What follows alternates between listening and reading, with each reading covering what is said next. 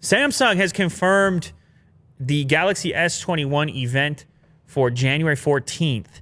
They're, of course, going to launch more than one phone, and we've pretty much seen all of it leaked at this point as far as what it's going to look like, which is kind of to be expected in this day and age.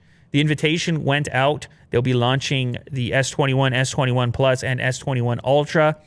It's on January the 14th. The tagline, welcome to the everyday epic. Interesting.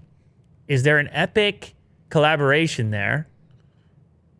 There is an Epic collaboration, of course, because Epic loves Samsung, because Samsung lets them do their installer or be installed through the Samsung-specific store on Android. Yeah. Anyway, I just picked that up. I'm sure someone else has recognized this. But what kind of Epic integration? I'm curious. Will it be, does everyone get free Fortnite stuff?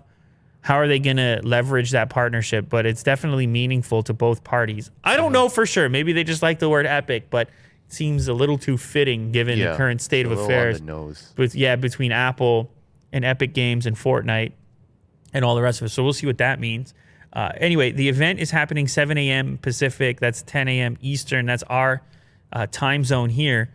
I don't know. Maybe we should do a live stream. Maybe we should do a live during the event. I don't know. You guys let us know down in the comments who wants to do a live. But we will have the devices and be doing the unboxing video, obviously, as well.